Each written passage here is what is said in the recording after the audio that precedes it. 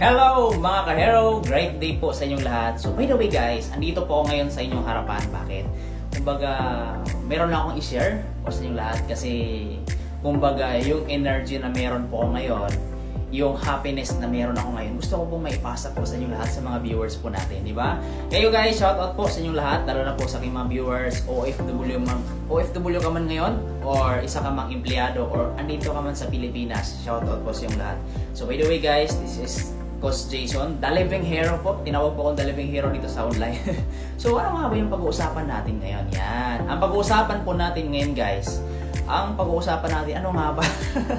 By the way guys, ang pag-uusapan po natin ngayon, bakit kailangan mong tumibay at bakit kailangan mong hindi makinig sa mga negatibong tao. Yan. Kung gusto mong mag-level up ang buhay mo. Di ba? Alam ko sa lahat po ng mga viewers ko, alam ko po guys na isa po kayo sa mga dreamer, di ba? Meron tayong mga kanya-kanyang mga pangarap or meron tayong mga kanya-kanyang gustong mangyari or maabot sa buhay natin. Tama po ba? Yan, di ba? And gusto ko pong sabihin po sa inyong lahat na magbibigyan ako ng kahit dalawa lang, di ba? Na kailangan mong gawin. Una, yan, kailangan mong tumibay. Kahit ano mang pinagdaanan mo ngayon, kung isa ka man ngayon sa dreamer, OFW ka man, di ba?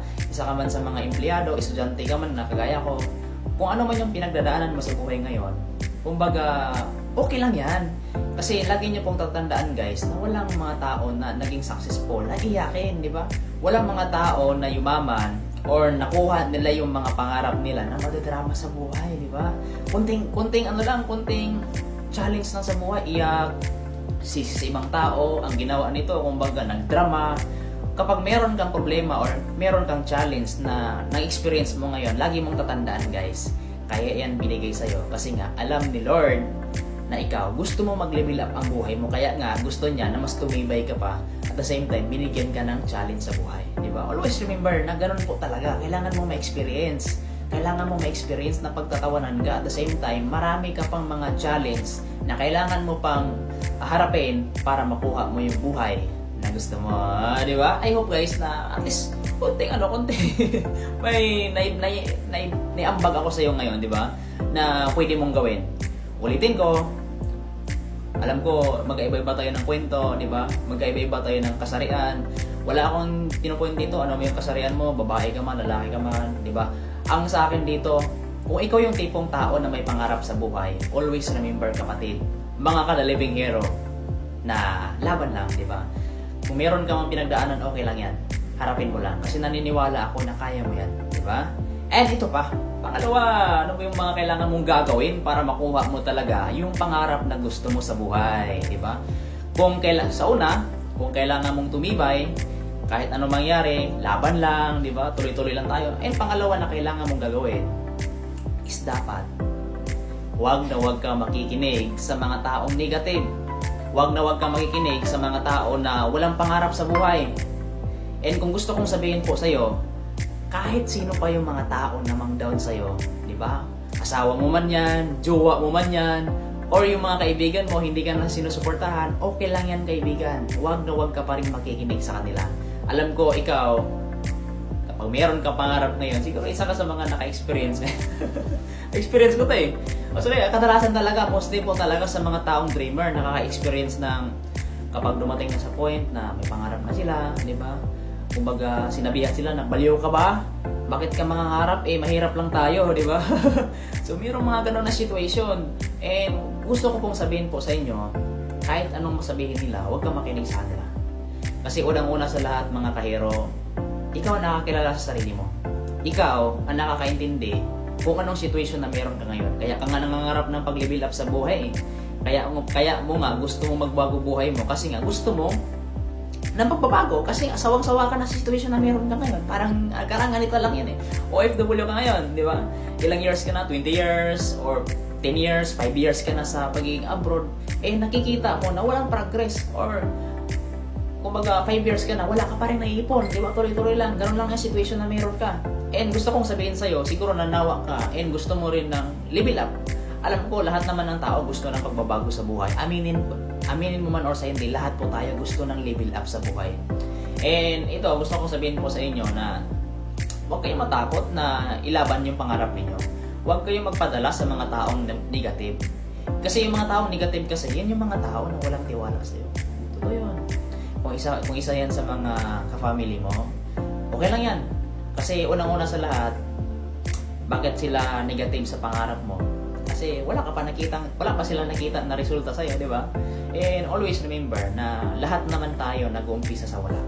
And gusto kong sabihin sa inyo mga kairong, gusto kong sabihin sa'yo na hindi iilaw ang isang ilaw kung walang negative. Di ba? Totoo yun, di ba? Kasi kung puro positive lang, walang ilaw. Itong ring light na gamit ko sa harap ko ngayon, di ba? Sobrang lakas ng ilaw. Kitang-kita yung kapugian natin. Di ba? Itong ring light o yung ilaw na harap ko ngayon, hindi ito ilaw kung walang negative. And ganoon din po sa buhay, di ba? Ganoon din po sa life. Kung gusto po natin makuha yung mga pangarap natin, hindi po natin maiwasan o hindi po natin kailangang takasan yung mga tao sa paligid natin na hindi tayo suportahan kasi kailangan po na ma-experience natin yun. Totoo. Kailangan mo ma-experience na mayroong tao na manghila sa ibaba.